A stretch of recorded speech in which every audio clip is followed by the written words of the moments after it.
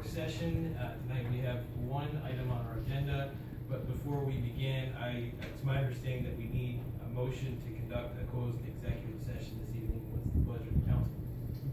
Mayor, I move that the mayor and city council of the city of Gaithersburg conduct a closed executive session tonight, Monday, April 13th, 2015, immediately following the scheduled work session pursuant to the general provisions article of the annotated code of Maryland, section 3-305A7, to consult with counsel to obtain legal advice. The topic to be discussed is a pending administrative proceeding. Second. All those in favor, please say aye. Aye. Any opposed? Carries 5-0. Thank you very much. So, tonight we have a discussion of potential amendments to the adequate public facilities ordinance, and to lead our discussion we have Director of Planning and Code, John Schlick. Take it away, John. Thank you, Mr. Mayor, and good evening, Mayor and Council.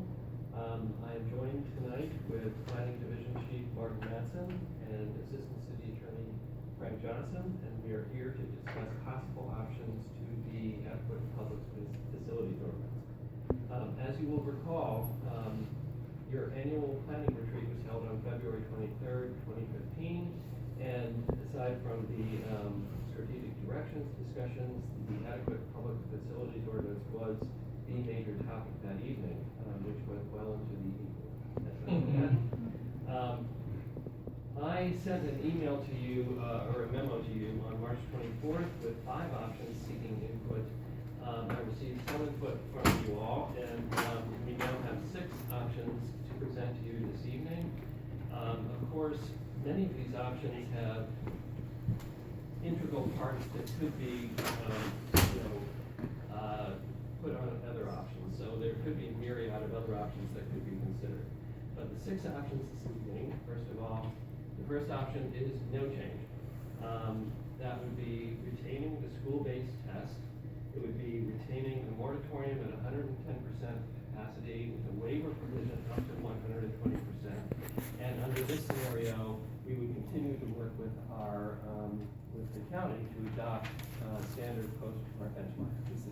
The issue that really has been identified was that our APFO is challenged because we are an island and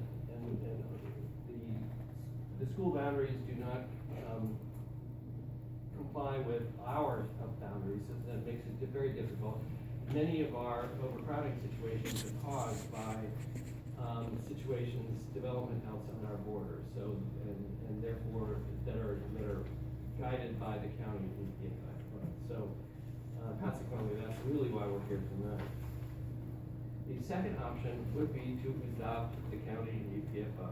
This is a cluster-based test with fees being charged between 105% and 120% capacity. Those fees are intended to at least help provide capacity within the schools that those areas are serving.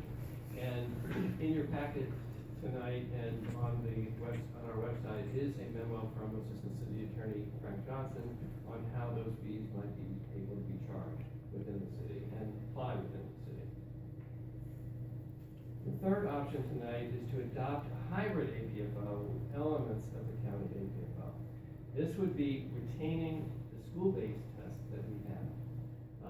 However, the moratorium would be set at a higher limit, perhaps 150%. That was suggested during the retreat. And then fees would be then charged between 105% and the higher limit. And the fees would be based on the county calculation, which would be the same as within option 2. And the fees, Assistant City Attorney Frank Johnson looked into those fees, and it appears that we have the ability to charge those. The fourth option would be to adopt a hybrid APFO with elements of the county APFO and add exempted areas. This would retain our school-based test, not do a cluster-based test. The moratorium would be set at a higher limit, and then fees would be charged between 105% and a higher limit. And then examples of exempted areas might be redevelopment along 355, Maycourse Hall, or transit adjacent development. The sort of priority areas that we've all discussed as being part targeted for redevelopment. The fifth option would be to retain our APFO and add existing areas. This is very similar to option 4, obviously. It would just retain the moratorium at 120% based on the school-based test, but exempt certain priority areas, similar to what I discussed before. And then finally, the sixth option would be to adopt a county APFO with a cluster-based test. Fees charged between 105 and 120, but the distinction here would be that even though it's a cluster-based test, a moratorium would be set at 160% for any one school. And of course, that 160 could be any number, could be any higher limit that you might choose. So, tonight, what we are seeking is staff guidance on all of these options. I'm sure there'll be a lively discussion. What says in the PowerPoint right now is that a text amendment could be sponsored tonight, but that is not actually the case. We would like to bring a text amendment back at a regular meeting as quickly as possible, and if that is your direction, and have you sponsor it at possibly your next council meeting. Then a joint public hearing could be scheduled for early this summer, and then final action could take place late summer or early fall. If you don't reach consensus, however, we would recommend tabling this discussion for further study. And we are happy to answer questions. Thank you, John. Before we get to questions, I wanted to ask Frank if he wouldn't mind just giving us a quick summary of your opinion on fees, so Sure. the public can hear it. Generally, the city has authority for targeted reasonable fee. That's established at the Supreme Court level and Maryland local government article and the land use article all generally address that. It does mean that revenue that comes out of an impact fee doesn't need to be targeted to serve the people in the new development, the impact of the new development. The Supreme Court has a rational nexus test, which it seems to have for many other areas as well. But here, it's just showing that the revenue, the development fees, that there's some rough proportionality between that and the need that's addressed. It's a fairly general standard.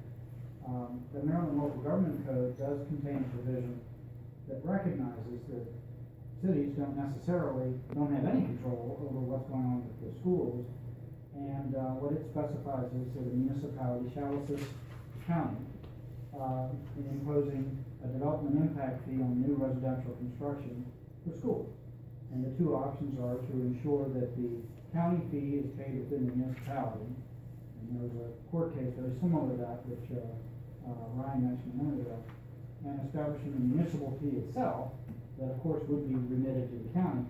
Actually, to the Board of Education is the group that actually spends the county money, as we know, or actually spends the school dollars.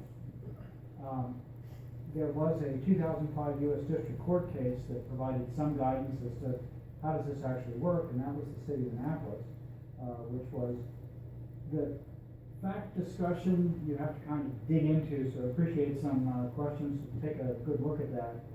But it actually was imposing the county fee, so the Anne Arundel fee, within the city of Annapolis. The challenge was because somebody said, well, this wasn't actually serving us, that is exclusively the residents of the city. And a couple of elements of this led the court to find that it was perfectly constitutional. One, it met the wealth proportionality test, another way of saying rational nexus. They love terms like that, but in other words, there was a reasonable relationship between what was being charged and the need that was being addressed. There was also a refund provision. Now here it was a 6-year refund provision. I don't see any requirement that it has to be 6 years, or perhaps something were imposed, it could be 10 years.